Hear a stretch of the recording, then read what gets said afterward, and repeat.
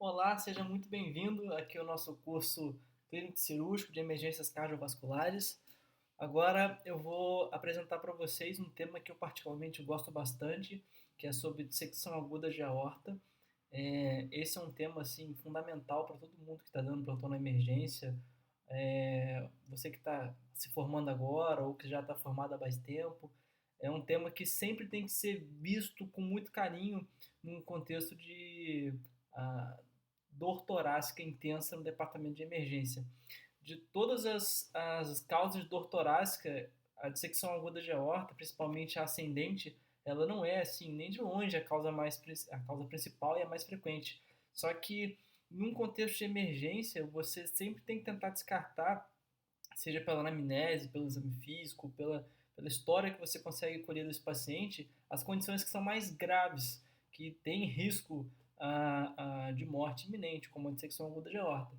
Então, num contexto de emergência, o paciente que chega com dor torácica, você tem sempre que ter alguns diagnósticos diferenciais em mente, como a própria síndrome coronariana aguda, o tamponamento cardíaco, a dissecção de aorta, e por aí vai, pneumotórax espontâneo, tromboembolismo pulmonar, ruptura esofágica, tem uma série de causas de dor torácica com ameaça à vida iminente que você sempre tem que tentar descartar essas condições de dor torácica. Obviamente que pela tua anamnese e pelo teu exame físico, você já consegue já direcionar bastante o teu diagnóstico, como eu vou mostrar para vocês. Então, eu vou projetar aqui a, a nossa aula sobre dissecção aórtica e sobre os principais aspectos clínicos e cirúrgicos também. Então, a dissecção aguda de aorta, ela é uma doença pouco frequente, só que ela é extremamente letal. Muitos casos, eles são diagnosticados só na autópsia, porque eles acabam simulando várias outras doenças. Então, a gente sempre tem que lembrar dela na abordagem de pacientes com dor torácica. O quadro de dor, ele pode estar associado a vários achados no exame físico desses pacientes.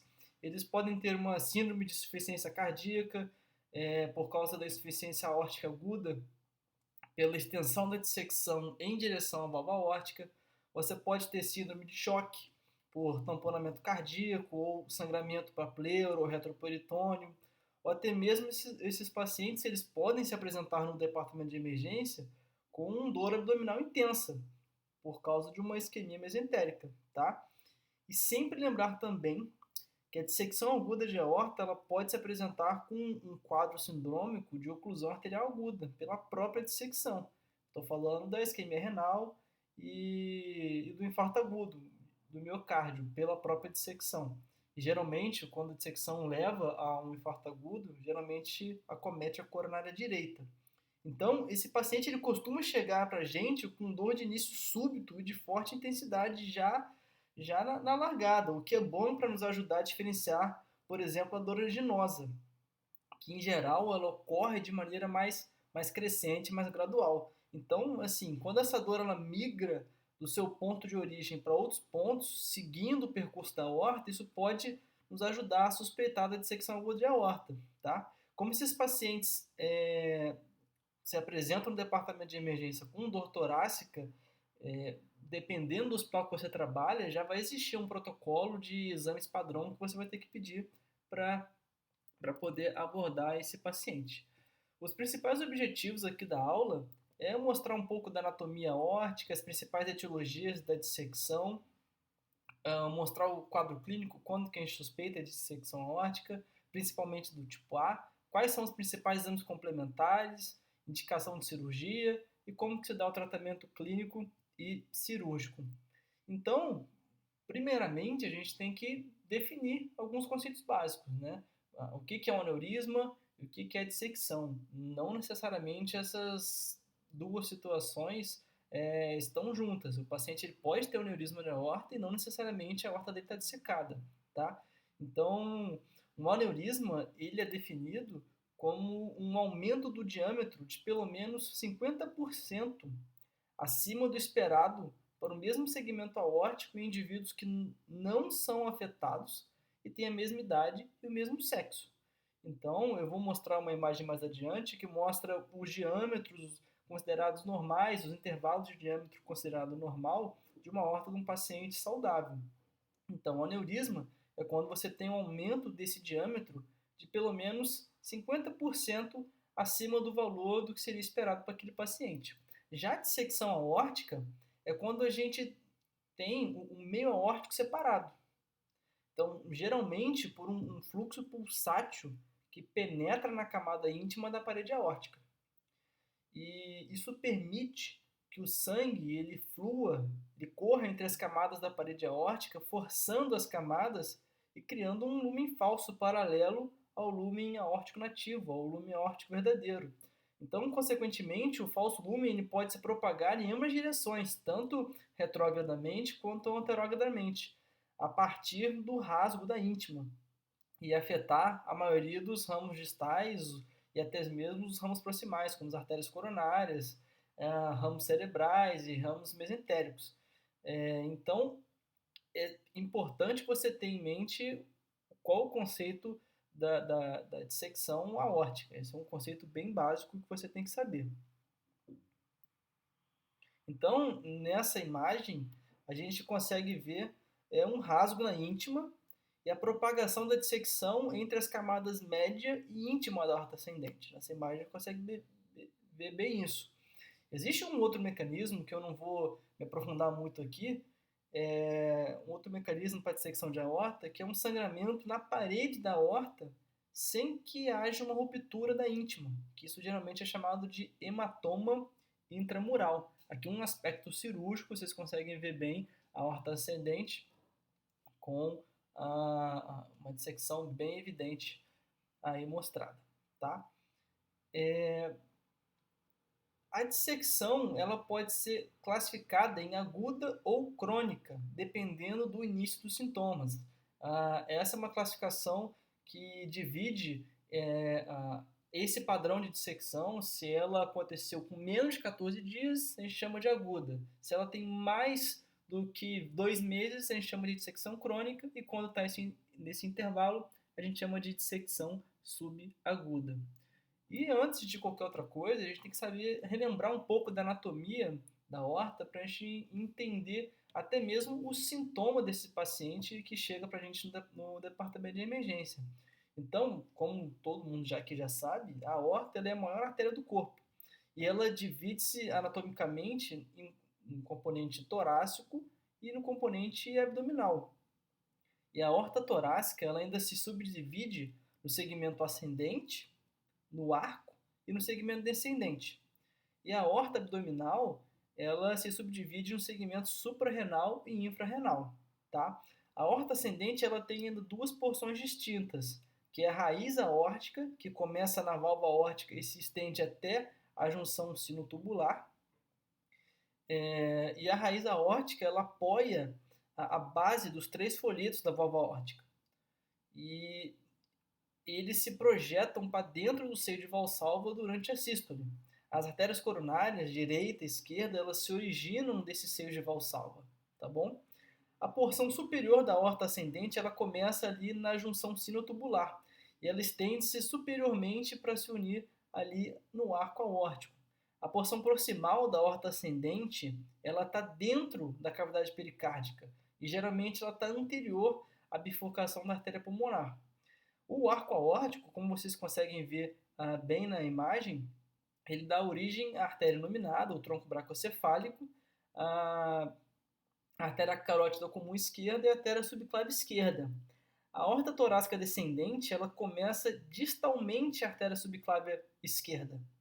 O ponto em que o arco aórtico ele se une à aorta descendente, a gente chama de istmo aórtico, que ele é marcado ali pela localização do ligamento arterioso. Um dado anatômico interessante que eu queria falar para vocês é que o istmo aórtico ele é vulnerável especialmente ao trauma de desaceleração, porque nesse local a aorta ascendente e o arco eles tornam-se relativamente fixos à cavidade torácica. E a aorta descendente, então, ela dá origem às artérias intercostais posteriores, que são pareadas a cada nível ali da coluna vertebral, e justamente a aorta torácica ela atravessa o diafragma e é chamada de aorta abdominal. E aí dá origem a vários outros ramos, como tronco celíaco, artéria mesentérica superior, depois ela origina as artérias renais direita, esquerda, e ela é dividida então em um segmento suprarrenal ou visceral. E a aorta infrarrenal, ela encontra-se anterior ainda à coluna lombar, onde dá origem posteriormente aos ramos emparelhados ali da artéria lombar, tá? E ela termina se bifurcando em artéria ilíaca comum. Eu não vou explicitar aqui todos os ramos da aorta, porque isso seria uma aula inteira, poderia passar uma hora só falando da ramificação da aorta, e a intenção aqui é só dar uma leve lembrança para que você entenda quando a gente for falar do tratamento clínico e do tratamento cirúrgico. E como eu disse anteriormente, a aorta ela tem algumas dimensões que são consideradas como dimensões normais para esse paciente, um paciente que não tenha doença. Então, por exemplo, no ânulo aórtico, um diâmetro de entre 2 a 3 centímetros, no seio de Valsalva, 2,5 a 3,5, na aorta ascendente, 2,5 a 3,5. Então, você consegue perceber que a aorta ela não possui o mesmo diâmetro ao longo de toda a sua extensão. É normal, é anatômico que você tenha alterações no diâmetro transverso da aorta no paciente normal. Então, esse paciente que não tem comorbidade nenhuma, que não tem doença aórtica nenhuma, ele vai ter alterações no diâmetro transverso da sua aorta dependendo da localização que você estiver falando. Então, por exemplo, a aorta infrarrenal tem um diâmetro ali de 1,5 a 2,5. A aorta ascendente, 2,5 a 3,5. Então, esses diâmetros eles diferem num paciente normal. Isso você tem que entender também, tá? E não dá para a gente falar de dissecção aguda de aorta sem falar um pouco da histologia, tá? A parede aórtica ela inclui 3 camadas, que é a túnica íntima, que é a mais interna, a túnica média, que é músculo elástica, e a túnica adventícia fibrosa mais externa. A íntima ela é constituída por células endoteliais e é separada da média pela lâmina elástica interna. A camada média ela é caracterizada por camadas concêntricas de fibras elásticas que elas se alternam com as células de músculo liso vascular, sendo que cada camada de elastina e célula muscular lisa ela constitui uma unidade laminar da estrutura. Então, além dessas células de músculo liso, a camada média da aorta ela normalmente tem um pequeno número de fibroblastos, mastócitos e de matriz extracelular. Isso incluindo fibras de colágeno, proteoglicanos, glicosaminoglicanos, por aí vai. Então, assim, a camada média ela confere à aorta a sua elasticidade circunferencial, que é muito importante para resistir ao estresse hemodinâmico. Então, é a camada média que confere à aorta essa resiliência circunferencial, essa elasticidade circunferencial, que serve para resistir a esse estresse. A outra porção da camada média ela é separada da adventícia pela lâmina elástica externa. Então, a adventícia é composta por fibras de colágeno, fibroblastos, pequenos nervos e vasos sanguíneos. Em última instância, essas fibras de colágeno da adventícia elas controlam a força tensional da parede aórtica. Tá? Então, existem evidências que mostram que a dilatação aneurismática é acompanhada por um processo ativo, caracterizado pelo aumento acentuado da produção de colágeno. Então, várias experiências cirúrgicas já demonstraram que ela pode ser removida uma grande parte da parede arterial interna. O que eu estou querendo dizer com isso? Por exemplo, do endotélio da túnica média, como se faz, por exemplo, durante uma endarterectomia, sem isso resultar em dilatação aneurismática. Então, você pode tirar uma grande parte ali da parede arterial interna, por exemplo, nesse procedimento cirúrgico que eu disse, isso não vai fazer com que o paciente tenha um aneurisma, tá? Vamos falar ali um pouquinho agora de aneurisma verdadeiro e falso. Isso é um conceito também importante. O aneurisma verdadeiro ele é causado pela expansão das 3 camadas da parede do vaso, e o falso aneurisma, o pseudoaneurisma, ele consiste geralmente em um trombo ali contido pela adventícia e os tecidos circundantes, e você não tem expansão das 3 camadas da parede do vaso. Existe uma classificação que é muito importante, que é chamada classificação de Stanford, que ela não é uma classificação de onde ocorreu o rasgo na íntima. Ela é uma classificação de onde aconteceu a dissecção, é onde está anatomicamente contida a dissecção. Então, tipo A é quando você tem envolvimento da aorta ascendente, sendo que essa dissecção ela pode ir para baixo, lá para o segmento descendente ou não. O tipo B é quando a aorta ascendente não está cometida. Então, é fácil de você memorizar. Quando é o tipo A, a aorta ascendente foi acometida. Tipo B, a aorta ascendente não foi acometida, é um segmento distal à subclave esquerda, como vocês conseguem ver nessa imagem. Então, como eu falei, essa classificação ela não é uma classificação de onde aconteceu o rasgo ali na íntima, né? Consequentemente, uma ruptura na íntima distal artéria subclave esquerda, ela pode ter uma dissecção retrógrada na aorta ascendente e ela vai ser classificada como sendo do tipo A. Então, você pode ter um rasgo mais distal na aorta e retrogradamente a dissecção subir para a aorta ascendente e você ter uma classificação de Stanford tipo A, entende? Então, é importante você entender isso, porque essa classificação vai ser fundamental durante a nossa abordagem clínica e abordagem cirúrgica. Os principais fatores de risco para esse paciente ter uma dissecção de aorta, eles estão divididos em várias subcategorias. Dentro do estilo de vida e cardiovasculares, a gente pode citar principalmente a hipertensão, idade avançada, dislipidemia, paciente que é tabagista, que faz uso de cocaína ou gravidez. Existem algumas condições congênitas e algumas doenças do tecido conjuntivo que também predispõem esse paciente a desenvolver essa patologia, como a válvula aórtica bicúspide, síndrome de Marfan, Ehlers-Danlos, Loeys-Dietz, síndrome de Turner. São doenças que, quando o paciente apresenta, o nosso limiar para intervenção em aneurisma aórtico vai ser mais baixo. O objetivo dessa aula não é falar de aneurisma de aorta e todas as indicações, porque isso também é uma aula à parte, mas nos pacientes que têm válvula aórtica bicúspide, a gente sabe que eles dissecam mais rápido, mais precocemente, com diâmetros transversos aórticos menores, quando a gente compara esses pacientes com válvula aórtica tricúspide. Então, isso também é um tema muito interessante que no nosso próximo curso clínico cirúrgico a gente vai abordar. Existem algumas causas iatrogênicas, como o paciente vai fazer um cateterismo, vai passar um balão intra-aórtica, ou durante a própria cirurgia cardíaca, na hora de fazer a canulação aórtica, ou clampear a aorta para fazer a cardioplegia. Isso também pode predispor à dissecção aórtica. Inflamação vascular por arterite de célula gigante, doença de Takayasu, BC também pode causar.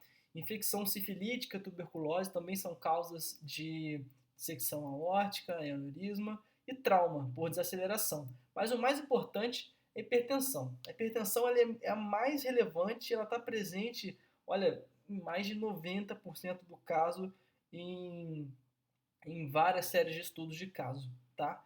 E assim, sempre lembrar dos fatores de risco que, quando estão presentes, tem que te levantar a atenção, porque esses pacientes têm um risco maior de ter uma ruptura desse aneurisma aórtico. Então, quanto maior o diâmetro aórtico, maior a chance dele de romper. Paciente com idade mais avançada, paciente que tem doença pulmonar obstrutiva crônica, tabagista ativo, ou quando tem dor devido à expansão do aneurisma, quando esses fatores estão presentes, você sabe que se esse paciente já tem um aneurisma aórtico conhecido, a chance dele ter uma dissecção, dele romper, esse aneurisma é maior do que quando o paciente não apresenta esses fatores. Então, dentro da história natural, a gente consegue ver nesse gráfico aqui facilmente que o risco de ruptura ele aumenta de acordo com o aumento do diâmetro do vaso. Então, os aneurismas da aorta torácica não tratados cirurgicamente, eles carregam o risco de ruptura, de dissecção e consequente morte. A expansão dos aneurismas torácicos ocorre ali 0,3% ao ano para aneurismas de 4 a 5 centímetros, comparados com 3,6% para aneurismas com mais de 6 centímetros. Então, o tamanho médio da ruptura é de 6 centímetros para aneurisma de aorta ascendente e de 7 centímetros para aneurismas da aorta torácica descendentes. E nós sabemos que o tempo médio, desde o início dos sintomas até a ruptura do aneurisma, é de cerca de 2 anos. Então, desde que o paciente começou a ter sintoma até ele ter a aorta dissecada, é em média 2 anos. Alguns estudos eles mostram que a sobrevida em 5 anos desses aneurismas da aorta torácica, não tratados cirurgicamente, seja esse paciente sintomático ou não, é de cerca de até 39%, e os aneurismas tóraco-abdominais de 23%. Então, a gente tem que entender que a história natural desses pacientes não é uma história natural muito tranquila. Esses pacientes, se não forem tratados, a chance deles evoluírem mal, de evoluírem para óbito, é muito grande em um curto espaço de tempo. Então, se você encontra um paciente com aneurisma aórtico, especialmente ascendente, dependendo do diâmetro que você encontra, um acompanhamento mais de perto ou indicação para cirurgia, ela é mandatória, tá? Um pouco do quadro clínico. O quadro clínico ele é muito rico porque dependendo do local onde a aorta foi acometida, você pode ter uma série de sintomas bastante diferentes. Então, você pode ter uma dor retrocinal intensa, quando você tem uma dissecção tipo A, ou uma dor no dorso, nas costas, entre as escápulas, mais comum ali no tipo B, tá? Então, esse paciente vai chegar na emergência com faces de dor, agitação, confuso, com sudorese profusa e palidez cutânea. Vai estar hipertensão, vai estar hipertenso, que ocorre em cerca de 80 a 90% das dissecções distais. Pode ter um quadro de pseudohipotensão por oclusão ou comprometimento das artérias braquiais. Você pode encontrar também no exame físico desse paciente uma diferença pressórica entre os membros ali maior que 30 milímetros de mercúrio da pressão arterial sistólica. Isso ocorre ali em até metade dos casos dos pacientes. Você pode ter sopro de insuficiência aórtica aguda e uma diferença de pulso ela ocorre ali entre 8 e 12% dos casos. Um dado interessante é que quando você encontra atrito pericárdico, isso indica um risco maior para que esse paciente evolua para tamponamento cardíaco. E se você assistiu já a nossa aula de tamponamento cardíaco, o paciente que tem uma dissecção aórtica e evolui para tamponamento, isso é indicação de toracotomia, de abordagem no bloco cirúrgico, sendo que é uma contraindicação relativa para pericardiocentese percutânea. Você pode tentar fazer uma pericardiocentese percutânea num contexto de aliviar um pouco ali a pressão dentro do saco pericárdico, mas esse paciente já indo para o bloco cirúrgico para ser submetido ao reparo. Então, assim, sinais de derrame pleural também pode existir, geralmente mais frequente à esquerda, e pode ser um hemotórax ou até mesmo uma reação inflamatória aguda que exuda ao redor da aorta envolvida. Sinal de tamponamento cardíaco, com bolha abafada, estase jugular e pulso paradoxal. Também podemos ter a síndrome de Horner, que é a compressão do gânglio estrelado. E agora vocês vão ver uma imagem, olha só como é que fica esse paciente com a síndrome de Horner. Déficit neurológicos agudos, paresia, plegia, AVC, disfagia, rouquidão aguda, hematêmese, hemoptise, síndrome da via cava superior, que já são mais raras, mas também podem ser encontradas, tá? Então, assim, a gente tem que observar que essas alterações,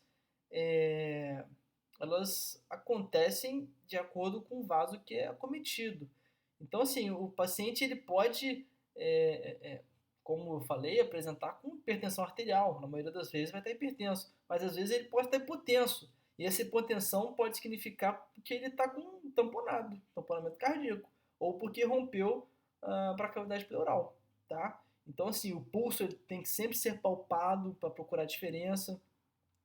E, assim, o diagnóstico diferencial nesses pacientes com dissecção aórtica, ele se faz com bastante com síndrome coronariana aguda, tá? Então, a gente diferencia bem a dissecção aórtica do IAM pela ausência das alterações típicas no eletro e as enzimas normais na dissecção. Mas lembrando, dependendo de onde aconteceu a dissecção e se ela cometer o ósseo coronariano, esse paciente pode ter um eletro com supra de ST. Então tem que ter bastante cuidado, porque esse paciente vai se apresentar com dor torácica aguda e supra de ST no eletro, e se você não estiver bem atento para fazer essas outras alterações no exame físico, na história clínica, você pode acabar encaminhando esse paciente para trombolítico, que aí é morte, na certa, ou para o laboratório de hemodinâmica, para angioplastia, sendo que na verdade ele tem uma condição outra, que é um tratamento completamente diferente, tá? As úlceras de aorta, os hematomas intramurais, elas têm manifestações clínicas semelhantes e a gente deve manejar como se fosse dissecção aórtica verdadeira, tá? E a gente chama de síndrome aórtica aguda esses quadros de dissecção aórtica, de úlcera de aorta e hematoma intramural. Então, assim, nos exames complementares, eu vou falar um pouco de cada um para vocês entenderem, porque eles são parte fundamental para o diagnóstico. O raio-x de tórax, por exemplo, ele pode mostrar um aumento, um alargamento do mediastino que ele é inespecífico, mas pode ter derrame pleural e isso pode ter um raio-x normal também em uma porcentagem dos casos, tá? O eletrocardiograma, ele é pouco específico, mas ele faz parte do protocolo de dor torácica e ele pode mostrar para a gente uma isquemia de alguma parede cardíaca porque teve oclusão do ósseo alguma coronária. E na maioria das vezes, quando há envolvimento de coronária, a mais comumente envolvida é a coronária direita. Então, tem que ficar muito atento em relação a essa alteração eletrocardiográfica. O eletro ele pode ser normal até ali em 1/3 dos casos, tá? Outras alterações que também a gente pode ter, sobrecarga de câmaras esquerdas, alteração de repolarização. O eco transtorácico. O eco transtorácico ele tem uma melhor acurácia para dissecção proximal, mas ele perde um pouco em dissecção de arco aórtico. Tem uma sensibilidade ali em torno de 63% a 96% e especificidade de até 85%. E o eco transtorácico ele vai ser o nosso método de eleição para os pacientes instáveis. Veja bem, não é obrigatório você fazer o eco transesofágico, tá? Mas ele é bom porque você consegue avaliar a morfologia da dissecção, os ossos coronarianos, como está essa válvula aórtica, função ventricular, pericárdio, se tem trombose já da falsa luz, como é que está essa trombose, hematoma intramural e tem uma especificidade ali em torno de 80%. A angiotomografia é o nosso padrão. A angiotomografia é o exame que você vai pedir para fazer no departamento de emergência, porque ele identifica a laceração intimal, o grau de compressão da luz verdadeira e a presença de complicações, como a ruptura aórtica, derrame pericárdio ou hemomediastino. Óbvio que se o paciente estiver extremamente instável e só com eco transesofágico você já consiga detectar qual que é a alteração principal que só está envolvendo a aorta ascendente, às vezes não tem como esse paciente ir para angiotomo. Assim, o ruim da angiotomo é que ela vai precisar ali de contraste iodado e ela não quantifica, não identifica a insuficiência valvar aórtica, nem se teve ali envolvimento de coronária muito bem, então não é um exame muito bom para isso, tá? A ressonância magnética, ela tem uma vantagem que não vai usar o contraste iodado, e ela é melhor do que a tomografia para a gente avaliar arco e válvula aórtica. Só que, num contexto de emergência, é difícil você lançar a mão da ressonância, porque ela demora, o tempo de execução é bem mais prolongado que a tomografia, a angiotomo, e assim, não é tão disponível também como a tomo, enfim, e tem outras limitações, como o valor, o preço para você fazer um exame de ressonância magnética é bem maior do que a angiotomografia, só que assim, a acurácia é de quase 100%, tá? Eu vou mostrar para vocês agora uma angiotomo de um paciente que a gente consegue ver uma dissecção na porção ascendente da aorta, que vai começar a aparecer aqui, que tinha cerca ali de 4 centímetros de extensão, 4,5 centímetros de extensão no eixo transverso e não comprometeu os vasos da base. E esse paciente também tem uma infiltração aqui da gordura pericárdica que é traduzido por um hemopericárdio. Então, esse paciente ele tem uma dissecção, ele dissecou a aorta dele com 4,5 centímetros de diâmetro e também evoluiu para derrame pericárdio de etiologia hemática. Tá? Como que vai se dar a nossa abordagem terapêutica? Nosso principal objetivo de tratamento clínico para esses pacientes, ele é tratar a hipertensão para manter uma pressão sistólica entre 100 e 120 milímetros de mercúrio. E vamos usar agentes intravenosos para isso, como por exemplo o nitroprusato de sódio, acompanhado de um beta-bloqueador, também intravenoso, tendo como meta uma frequência cardíaca ali de 60 batimentos por minuto. Tá? Então, se o paciente tiver alguma contraindicação ao uso do beta-bloqueador, a gente pode lançar a mão do verapamil ou do diltiazem. Então, é importante lembrar de que devemos evitar também alguns vasodilatadores, como a hidralazina, porque eles podem acabar aumentando ali o estresse de cisalhamento.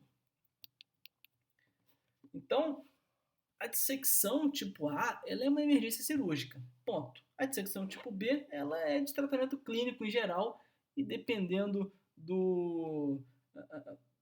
da situação com que esse paciente esteja, como eu vou mostrar mais adiante, a gente vai precisar fazer um reparo imediato. Então, o princípio do controle do duplo produto, reduzir frequência e reduzir pressão arterial. O paciente está no departamento de emergência, é monitorização hemodinâmica, com mais oxigênio, acesso venoso central, mais pressão arterial média, linha arterial online, fazer uma analgesia importante, porque a dor ela estimula reflexo adrenérgico, o paciente fica mais hipertenso e mais taquicárdico. Então, para reduzir a frequência cardíaca, vamos usar metoprolol, esmolol, propranolol, ou diltiazem, verapamil, se esse paciente tiver alguma contraindicação beta-bloqueador, sempre droga intravenosa. Antes, sempre dá o beta-bloqueador do que o nitroprusato de sódio, porque se você der um nitroprusato de sódio antes do beta-bloqueador, ele pode acabar desenvolvendo uma taquicardia reflexa e isso não vai ser bom para esse paciente. E, diferentemente de outras emergências hipertensivas, na dissecção aguda de aorta, você quer abaixar a pressão arterial mesmo, é o máximo que o paciente ali tolera. Então, pressão arterial menor do que 120 por 80 e frequência cardíaca também menor do que 60 batimentos por minuto. Tá? O tratamento cirúrgico, o objetivo da operação em si, é ressecar o rasgo de entrada primário da dissecção. É isso, e restabelecer o fluxo no verdadeiro lume da aorta. A gente quer ressecar e colocar um enxerto na aorta ascendente ou no arco aórtico, com ou sem a troca valvar aórtica concomitante. As cirurgias para dissecção aórtica, elas podem ser muito complexas, mas o objetivo é ressecar onde houve o rasgo ali de entrada e colocar um tubo interpondo o local em que estava doente, previamente lesado. Então, assim, a gente quer reduzir as complicações letais, porque esse paciente, quando ele disseca, ele pode romper, pode tamponar, evoluir para isquemia miocárdica, insuficiência cardíaca relacionada à insuficiência aórtica aguda, má perfusão, isquemia de órgão-alvo e por aí vai. Então, geralmente a gente consegue tratar esses pacientes cirurgicamente com um enxerto de Dacron. A gente coloca um enxerto de Dacron ali acima das coronárias e às vezes substitui a aorta ascendente que já foi ali dissecada. A gente pode também lançar mão de uma técnica que é chamada técnica de Bento, procedimento de Bento modificado, que a gente usa um enxerto composto, que ele consiste nesse tubo de Dacron com uma prótese valvar aórtica suturada dentro desse tubo. E esse método, ele é, em geral, um método de escolha para tratar esses pacientes que tiveram dissecção da aorta ascendente e envolvimento da raiz da aorta. A válvula e o enxerto eles são suturados ali diretamente dentro do ânus aórtico e as artérias coronárias elas são reimplantadas nesse enxerto de Dacron. Então, essas são algumas etapas do reparo cirúrgico. Ali na letra A gente tem a ressecção da aorta ascendente, iniciando proximalmente na junção sinotubular. Na letra B, a gente tem um outro método, é a ressuspensão das comissuras da válvula aórtica para tratar ou até mesmo prevenir regurgitação aórtica. Isso pode ser conseguido através dessa técnica de ressuspensão das comissuras da válvula aórtica, ou você às vezes tem que acabar trocando essa válvula, tá? E muitas vezes optamos pela troca mesmo. Na letra C, ali mostra a anastomose distal aberta com uma reposição do hemiarco, e na letra D o reparo ali já foi concluído, tá? Quando a ruptura da íntima ela se estende para a raiz, ou se a raiz da aorta ela é aneurismática, ou se quando há incerteza, a gente não sabe em relação à integridade ou à competência da válvula aórtica, a raiz ela também deve ser substituída. E isso pode ser feito, como eu disse, com esse enxerto composto de válvula biológica ou uma válvula mecânica aórtica ancorada nesse tubo de Dacron, tá? Ou você pode reparar a raiz da aorta poupando essa válvula. Sempre que você conseguir poupar a válvula é o ideal, porque a gente sabe das consequências de um paciente que troca uma válvula aórtica metálica que vai necessitar de anticoagulação para o resto da vida, ou um paciente que implanta uma válvula biológica e a sobrevida dessa válvula é limitada. Então, assim, para paciente mais jovem ou que tiver especialmente doença do tecido conjuntivo, se a gente conseguir reparar a raiz da aorta e poupar essa válvula em vez de trocar a válvula, é sempre o que a gente vai preferir.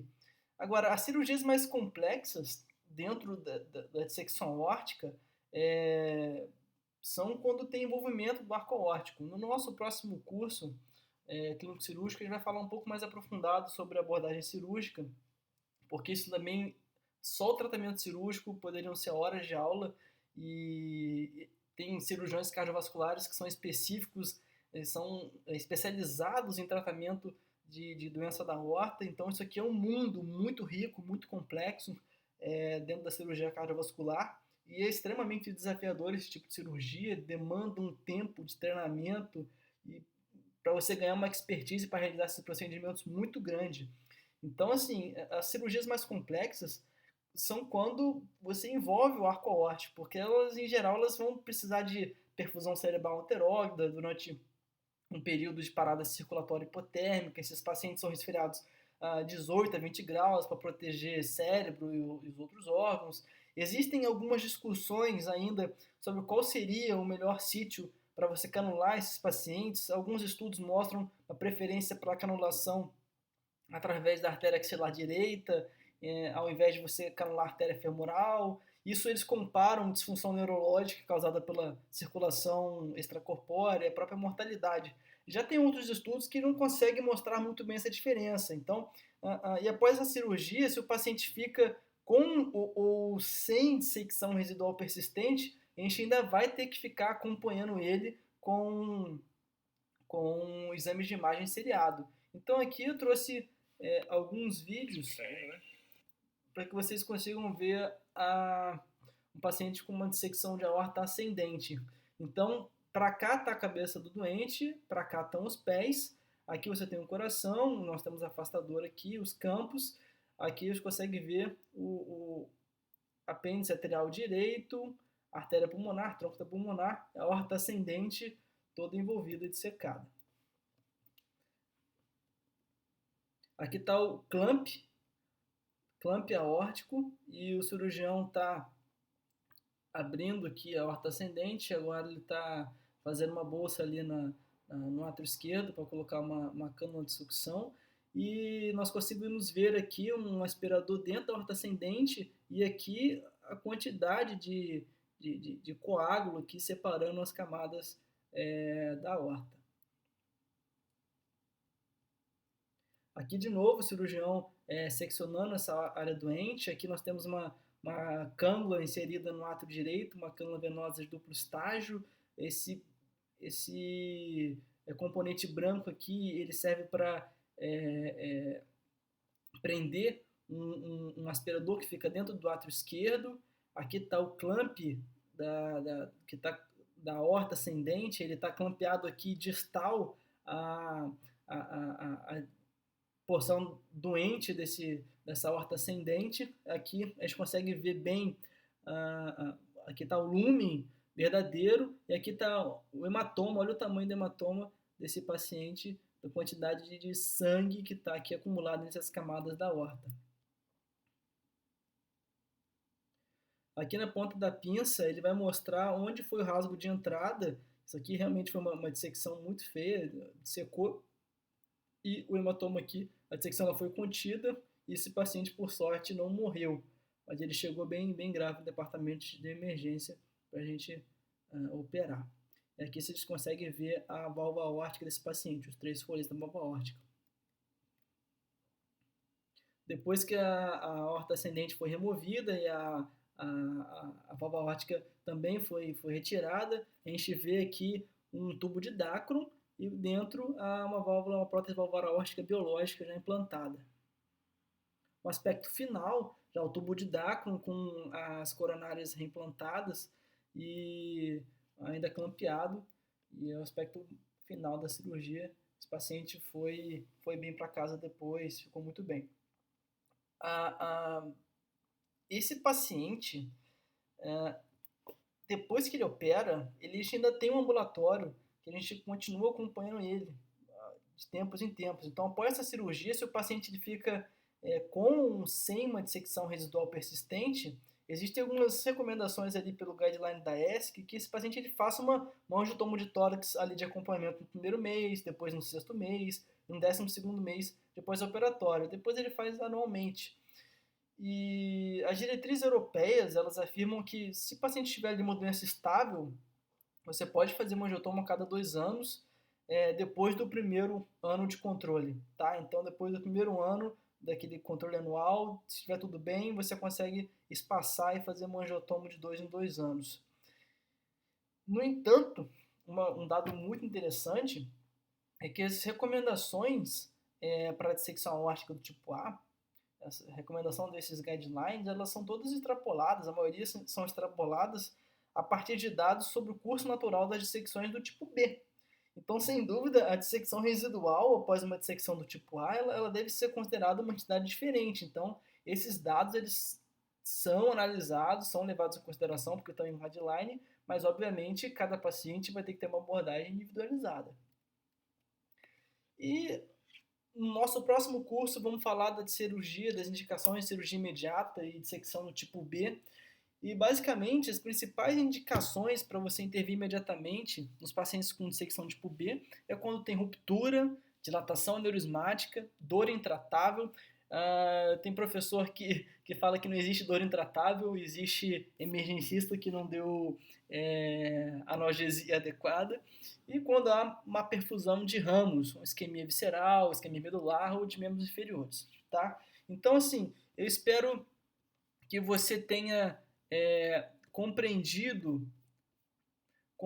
bem como é que se dá o mecanismo da dissecção aórtica e que a gente se encontre na próxima aula, que vai ser sobre balão intraórtico, que vai ser bem legal também. Qualquer dúvida que você tiver sobre essa aula, me manda mensagem lá no Miocards, que eu vou ter todo o prazer da gente conversar e trocar conhecimento sobre isso, tá bom? Muito obrigado.